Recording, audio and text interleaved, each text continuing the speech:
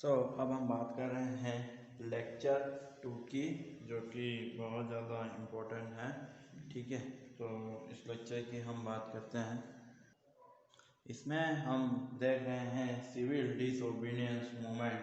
ठीक है, तो ये दूसरा आंदोलन है। पहला हमने पढ़ लिया था नॉन कॉर्पोरेशन मूवमेंट। अब अगला है सिविल डिसोबीडियंस मूवमेंट। ठीक है, तो ये कब स्टार्ट हुआ था? 1929 में। ठीक है, और इसकी क्या क्या जो इम्पोर्टेंस थी, तो पहला था कि इन्होंने क्या डिमांड रखी थी गांधी जी ने कि 50% रिडक्शन इन लैंड रेवेन्यू। जमीन पर जो टैक्स लग रहा था वो इतना टैक्स होता था कि जितना किसान कमाता नहीं था उससे ज़्यादा तो वो टैक्स दे देता था। सो एक चीज़ ये थी कि 50% टैक्स है। दूसरा, withdrawal of tax from salt. Tax हट जाए, नमक कुछ नमक पे भी लगा दिया था। अब नमक तो अमीर व्यक्ति, गरीब व्यक्ति सभी को लगता है। अब गरीब व्यक्ति जिसके पास खाने के पैसे नहीं है वो टैक्स कहाँ से देगा? सो यह जब टैक्स लगाया था तो ये सबसे बड़ा वो था सिविल डिसोबीडियंस का। इसके कारण दांडी मार्च भी निकली थी। Boycott of foreign imports. Bharat के लोगों का व्यापार पूरा खराब हो रहा था, बिजनेस, क्योंकि हम लोग विदेशी सामान को खरीद रहे थे। सो 50 जो है यहाँ पर लोगों के लिए आपको विदेशी सामान नहीं खरीदना है। ठीक है, तो बाइकआउट ऑफ फॉरेन गुड्स। अच्छा, अब इसमें क्या था? वुमेन पार्टिसिपेटेड, क्योंकि नमक की बात थी, टैक्स की बात थी, तो लोगों को लग रहा था कि यदि ये मूवमेंट सक्सेसफुल हो जाता है तो कहीं ना कहीं सरकार को टैक्स कम देना पड़ेगा, जिससे घर में बचत ज़्यादा होगी, पैसे ज़्यादा होगा। सो वुमेन ने पार्टिसिपेट करा था, यह है इसकी बहुत विशेषता है। फार्मर, क्योंकि लैंड टैक्स 50% कम हो रहे थे तो देश के किसान भी इसमें थे, तो 50%, तो फार्मर भी इसमें जो है पार्टिसिपेट कर रहे थे। दूसरा था, जब आपने बाइकआउट ऑफ फॉरेन गुड्स किया, आपने फॉरेन गुड्स को बाइकआउट करा, इंडियन इंडस्ट्री को इससे बहुत फायदा मिला, तो इंडस्ट्री वाले भी गांधी जी का सहयोग करने लगे। तो एक तरीके से वो सक्सेसफुल था और टैक्स हटा भी सॉल्व करते।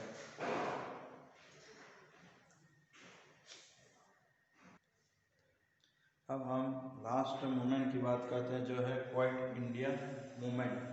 ठीक है, तो ये क्वाइट इंडिया मूवमेंट स्टार्ट करा था 8 अगस्त 1942 को under the leadership of Gandhi ji. Gandhi ji ने इस समय एक बहुत फेमस स्लोगन दिया था।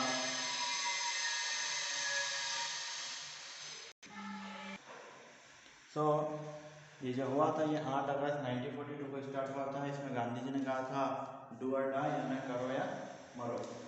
इसमें जो था, अंग्रेजों को पता था कि बहुत ही खतरनाक आंदोलन होने वाला है, तो पहले ही जो बड़े बड़े लीडर थे उनको अरेस्ट कर लिया कि आंदोलन हो ही नहीं। लेकिन हमारे पास जो था फिक्स्ड प्लानिंग नहीं थी, फिक्स्ड प्लानिंग नहीं थी, जिसके कारण बहुत ज़्यादा, लेकिन एक हमारी दिक्कत हो गई। वो दिक्कत थी लैक ऑफ फिक्स्ड प्लानिंग।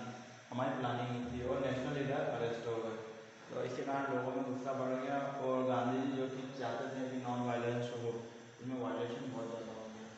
लेकिन इसका इम्पोर्टेंस यह था कि वर्ल्ड वाइड इसका इफेक्ट हुआ। ये सब चीज़ें खबरों में आने लगी कि भारतीयों के साथ इतना अत्याचार हो रहा है, अंग्रेजी इस तरह से परेशान कर रहे हैं, तो अमेरिका, चाइना और बड़े बड़े देशों ने फोर्स करा कि तुम जो है अब भारत को जो है आज़ाद कर दो। और जब दूसरे देशों का भी ये वो फोर्स आया तो देश को आज़ादी मिली। तो quite India movement Gandhi ji का लास्ट मूवमेंट था और सबसे इम्पोर्टेंट चीज़ डू और डाई, करो या मरो। कितना खतरनाक तरीके से इस लेवल को किया।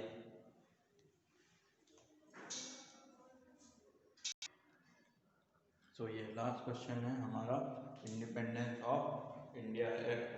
तो भारत के आखिरी गवर्नर थे जो ब्रिटिश के जिन्होंने राज करा था, वो था सर लॉर्ड माउंटबेटन, जिनको कुछ जिम्मेदारी दी गई थी कि ब्रिटिशियर्स को यहाँ से हटाना है और भारत को उनका पूरा देश वापस करना है। तो उन्होंने एक एक्ट लॉन्च किया 18 जुलाई 1947 को, जिसको हम बोलते हैं इंडिपेंडेंस ऑफ इंडिया एक्ट। इसमें बोला गया था कि 15 अगस्त 1947 को 2 सोवरेन स्टेट, यानी 2 स्वतंत्र देश भारत और पाकिस्तान फॉर्म होंगे और उनकी सारी जिम्मेदारी उनके प्रधानमंत्रियों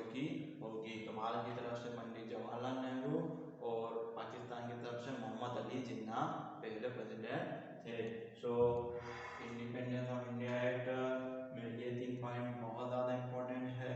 और यहाँ पर आपके इस टॉपिक जो कि events related to independence revolution में हमने सारी चीज़ें कवर करने की कोशिश करी। और मैं बार बार ये कहता हूँ कि आपको बुक्स को पढ़ते रहना है ताकि आपको और एक्स्ट्रा किस तरह से लिखे वो पता चले।